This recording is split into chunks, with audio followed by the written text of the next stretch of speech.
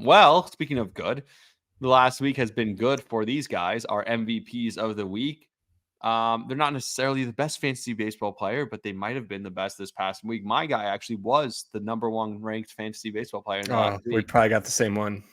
Okay, go ahead. I couldn't go with it. Is it Kyle Tucker? No, No, it's really not. I assumed he was number one. Who's yours then? I'm not saying. Should I go first? I'll go first then. Go talk about Kyle Tucker. How does Kyle Tucker not get the respect that he deserves? Like maybe it's because Houston struggles. Well, no, because even when Houston was great, he never everyone talks about Altuve and Bregman and Jordan Alvarez. and I think that's probably why he got overshadowed by those guys. It's just amazing because he is phenomenal. I don't know if you've seen any of his numbers. He's now leading majors in home runs, and he has 6 home runs in the last 10 games.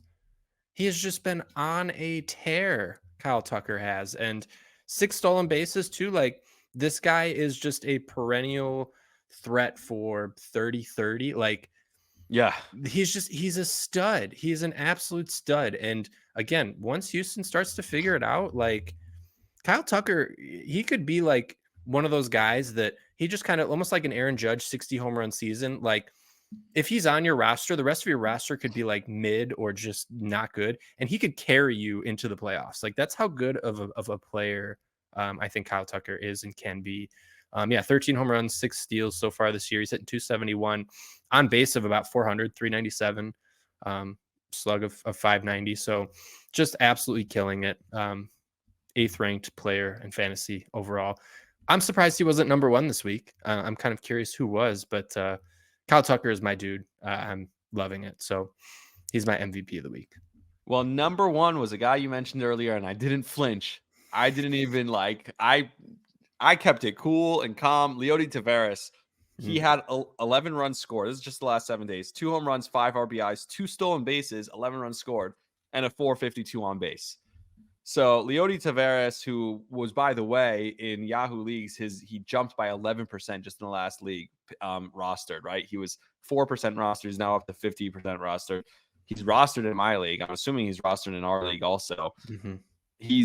But I mean, what this guy has done, Leody Taveras is worthy of MVP of the week. He's been quite literally the best player in fantasy this week. Like you said, the 11 runs, like even the 2 home runs, not crazy, but the 11 runs scored, those are numbers that could like win you a league. Like when you're talking about across, like on an average week, you're probably going to score maybe 40 runs as a team, like your fantasy team.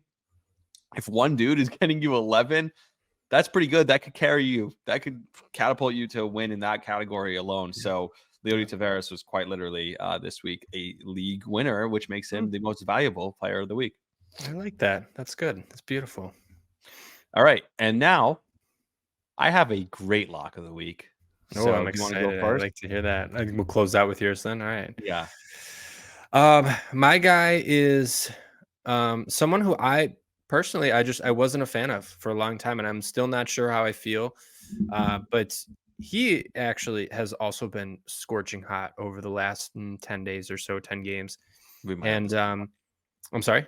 We might have the same one again. Is it an Oakland Athletic player? No. Okay. Oh, yeah, right. Isn't that? It's weird to say an Oakland A player is, and that is Brent Rooker.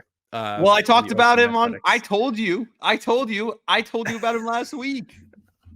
I was not, again, I always had a problem. Maybe it's because he's an Oakland player, but he's hit 9 in his last 9 games, 4 home runs. He's 16 for 35.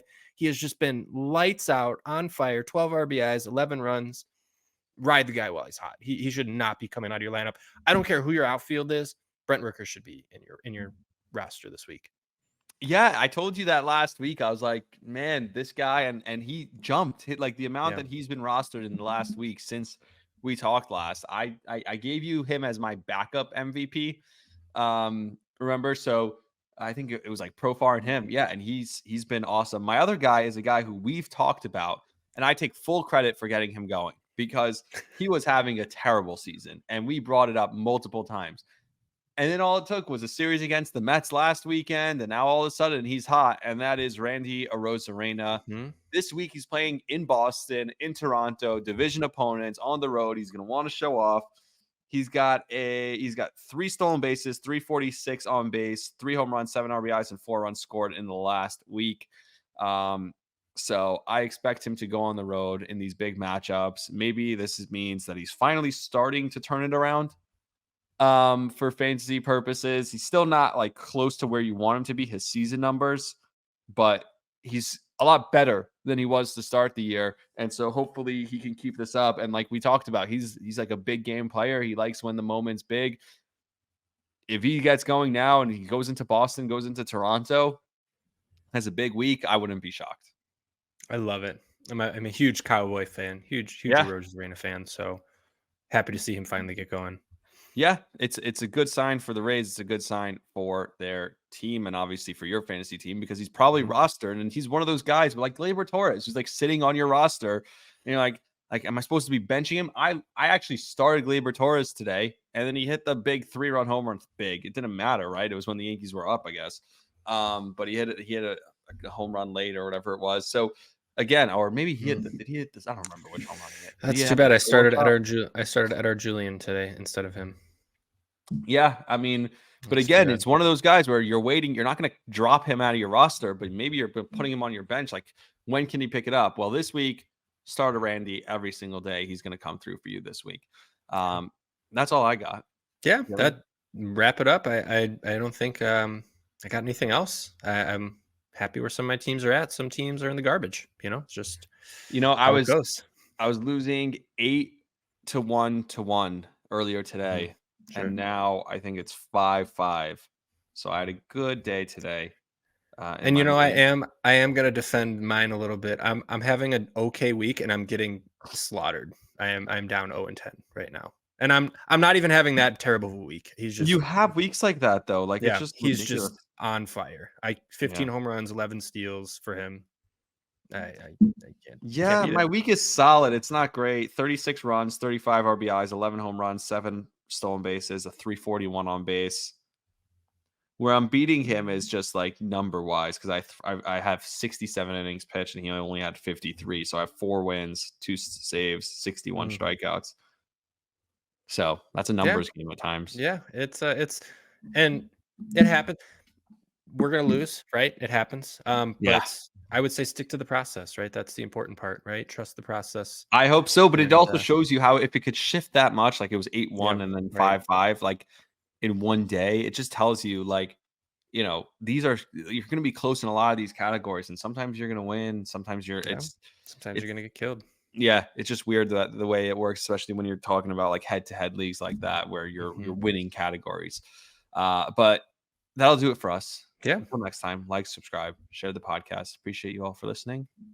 See ya. Take care.